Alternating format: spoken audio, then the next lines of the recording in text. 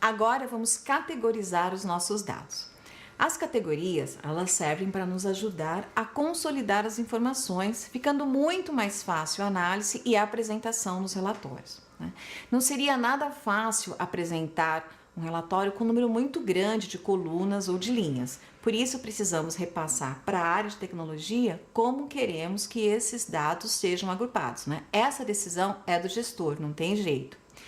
Bom, é engraçado como tudo isso parece muito simples, mas aí está o segredo, né? O ponto aqui é definir os agrupamentos. E o risco é sempre utilizarmos agrupamentos que já são utilizados pela empresa.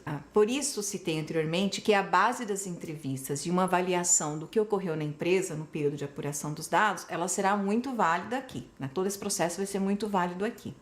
Além disso, também será necessário entender os processos de outras áreas, como a cobrança, por exemplo, pois as ações de cobrança também impactarão no nosso processo de agrupamento de dados, mas vocês verão isso um pouquinho mais adiante.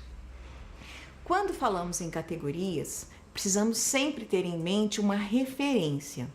No nosso caso, como é um estudo relacionado a crédito, no nosso caso, a referência será o percentual médio de recebimento até 60 dias, ou seja, como a gente pode ver aqui no slide, 97,2%.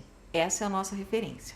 Assim, quando estivermos testando os agrupamentos, precisamos ter esse indicador, né, como base. Os grupos que apresentarem resultados muito abaixo e muito acima de 97,2, eles precisam ser separados para que possam ser estudados.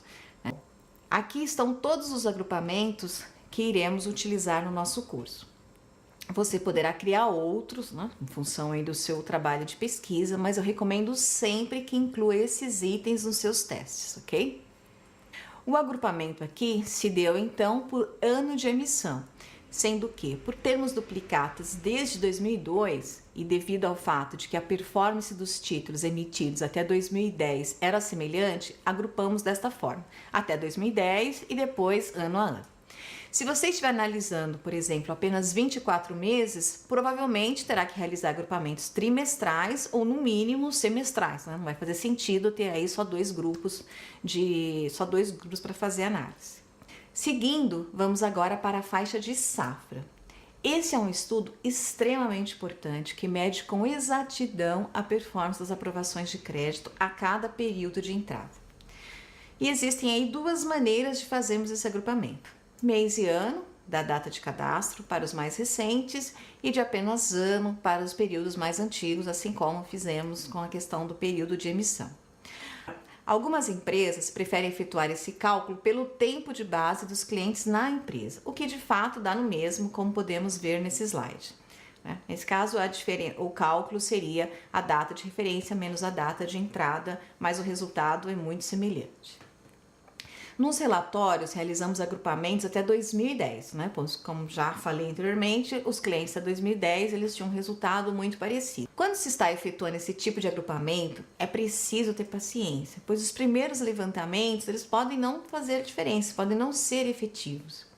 E aí é o ponto, como saber se foi ou não foi efetivo? Então, é sempre comparando com o resultado médio de contas a receber. No nosso caso, referência de 97,2, né? Coincidiu de, ao fazermos essas consolidações por ano, cada ano ir declinando, mostrando que era uma boa segmentação. Vamos imaginar que se todos os anos dessem o mesmo resultado, não valeria apenas fazer esse levantamento, porque ele não discriminaria ali nenhum evento em relação à safra. Neste caso, nós teríamos ainda que investigar, por exemplo, se existia alguma questão sazonal, onde os clientes do primeiro semestre poderiam equilibrar o risco dos clientes do segundo semestre, e aí, na média, esse processo ele acabaria anulando, né? Um anularia o outro. Por isso, eu insisto tanto que o gestor receba sua base aberta, né? E faça simulações. Então, assim, nos grandes bancos, nas empresas de serviços massificados, esse é um trabalho para estatísticos que utiliza ferramentas que sozinhas conseguem ali informar quais seriam os grupos. Porém, essa é uma forma bastante eficaz de seguir, né, de conseguir esse resultado, pois conta com um grande diferencial que é justamente a experiência do profissional de crédito. O conhecimento desse profissional, o conhecimento que ele tem da empresa, ajuda muito nesse processo de categorização dos dados. Bom, seguindo, agora vamos para o tempo de fundação.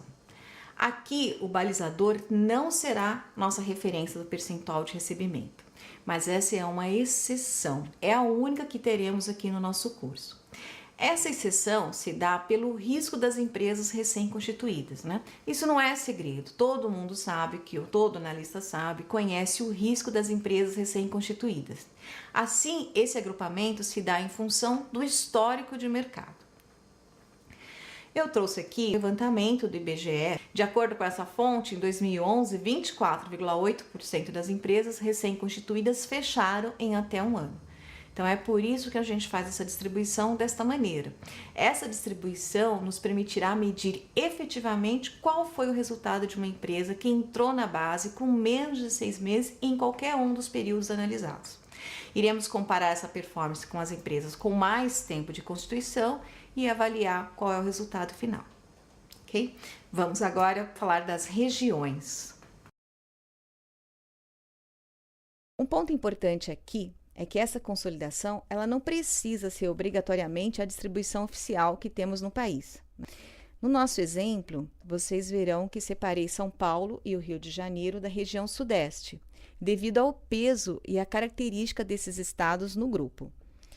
Aqui voltamos ao balizador de performance de recebimento. Podemos utilizar tanto o percentual de recebimento como o percentual em aberto.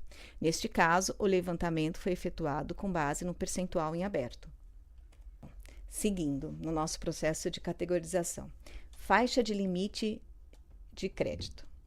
Bom, essa é apenas uma sugestão. Aliás, essas categorizações são sugestões nossas. É preciso, à medida que se faz os estudos internos, o gestor pode descobrir uma distribuição diferente que explica o momento que a empresa está vivendo.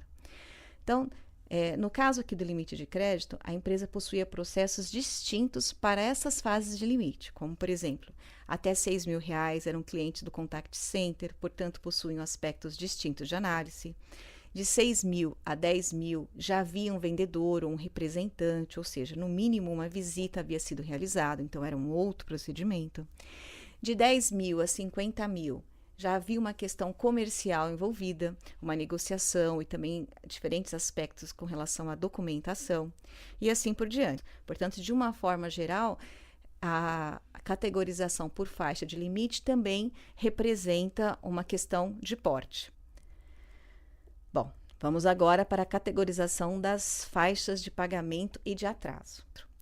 No nosso exemplo, consolidamos períodos de pagamento nessas 4 faixas. Recebido até 10 dias, entre 10 e 30 dias, entre 30 e 60 e até 60 dias.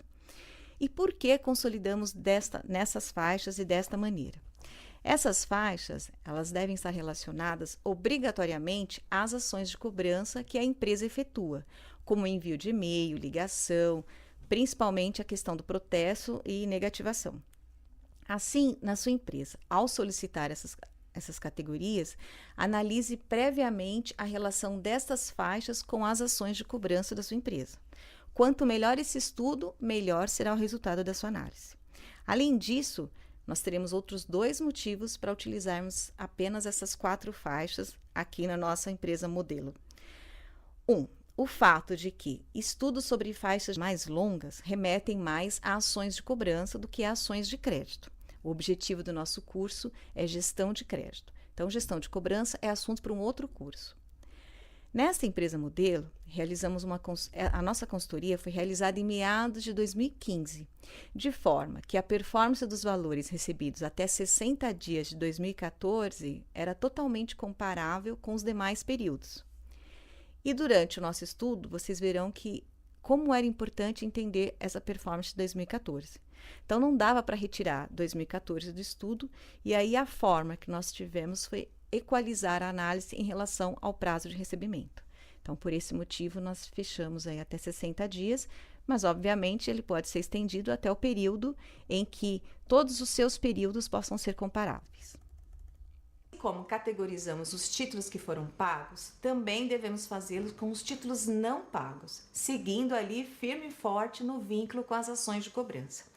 Esse tipo de relatório ele é mais útil quando a apuração é feita mensalmente, né? Já que ao utilizarmos uma data de referência única, como estamos fazendo aqui, a tendência é que os títulos emitidos há mais de 5 anos também estejam vencidos há mais de 5 anos, gerando esse efeito de escadinha que a gente vê aqui no relatório. Como iremos focar na performance até 60 dias, não utilizaremos esse relatório em nossos estudos, tá? No curso de gestão de cobrança, aí sim faremos uso mais direcionado sobre a evolução e resultado de cada faixa de atraso desse relatório.